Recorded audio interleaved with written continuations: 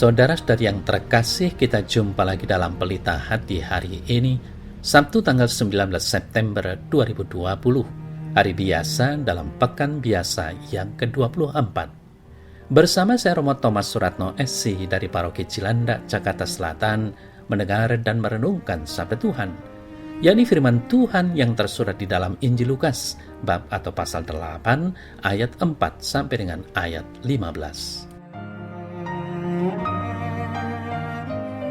Ketika orang banyak berbondong-bondong datang, yaitu orang-orang yang dari kota ke kota menggabungkan diri pada Yesus, berkatalah ia dalam suatu perumpamaan.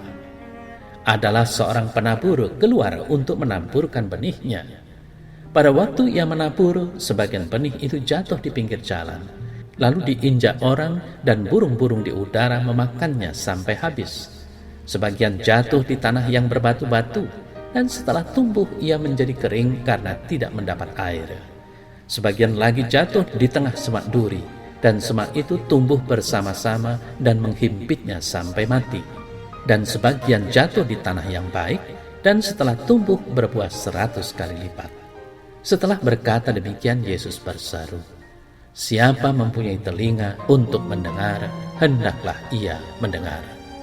Murid-muridnya bertanya kepadanya, apa maksud perumpamaan itu? Lalu ia menjawab, "Kepadamu diberi karunia untuk mengetahui rahasia kerajaan Allah. Tetapi kepada orang-orang lain hal itu diberitakan dalam perumpamaan, supaya sekalipun memandang mereka tidak melihat, dan sekalipun mendengar mereka tidak mengerti." Inilah arti perumpamaan itu. Benih itu ialah firman Allah. Yang jatuh di pinggir jalan itu ialah orang yang telah mendengarnya. Kemudian datanglah iblis lalu mengambil firman itu dari dalam hati mereka, supaya mereka jangan percaya dan diselamatkan.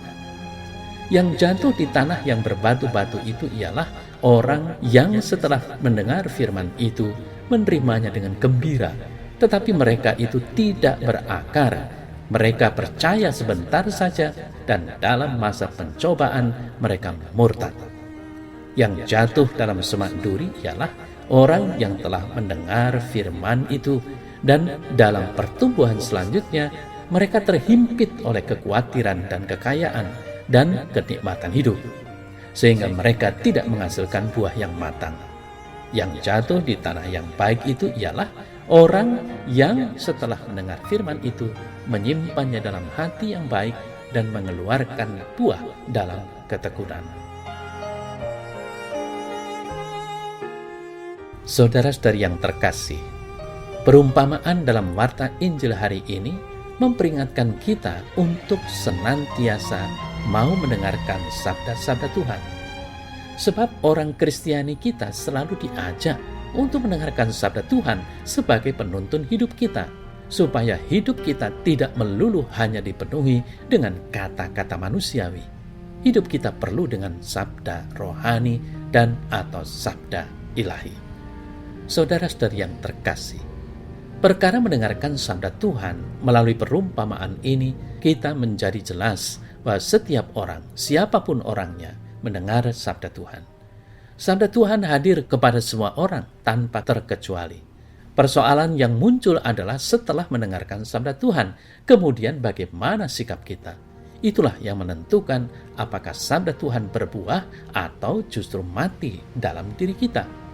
Saudara-saudari yang terkasih, sebagai umat Kristiani, pasti kita sudah pernah paling tidak, bahkan sering, membaca kitab suci dan atau mendengarkan sabda Tuhan. Pertanyaannya adalah, setelah membaca, bagaimana tanggapan atau reaksi kita terhadap sabda-sabda Tuhan yang kita baca dan kita dengar?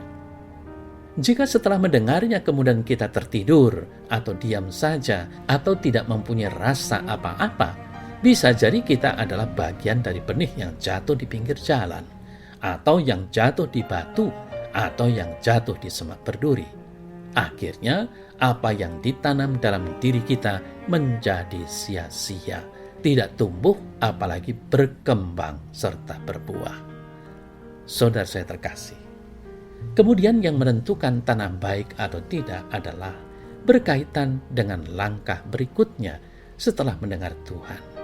Benih dan pupuknya mempunyai jaminan kualitas yang tidak terbantahkan. Namun jika hanya didiamkan saja, tidak pernah dirawat, semuanya akan menjadi sia-sia. Tumbuh hanya sebagian sangat kecil, dan tidak tumbuh sempurna, dan tidak berbuah lebat. Tumbuh dan berkembang dengan baik dan menghasilkan buah adalah panggilan setiap diri kita.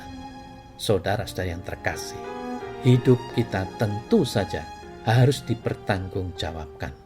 Tidak bisa hanya menumpang hidup di dunia ini. Pertanggungjawaban yang bisa diukur adalah buah apa dan seberapa banyak buah yang sudah kita hasilkan. Maka, saudara-saudari yang terkasih, marilah kita mohon rahmat Tuhan, agar kita mampu berbuat sesuatu yang berkenan di hati Tuhan setelah mendengarkan sabdanya. Mari kita berpartisipasi dalam karya ilahi dengan saling berbagi nilai-nilai kebaikan manusiawi kepada sesama. Semoga hidup kita semakin menjadi pujian bagi yang ilahi. Ya Tuhan, bantulah aku agar aku mampu selalu menjadikan sabdamu sebagai sarana menuju pada keselamatanku.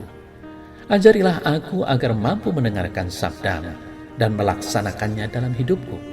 Semoga perkataanku menjadi cerminan dari perkataanmu sendiri, sehingga hidupku menjadi berkat bagi sesama. Amin.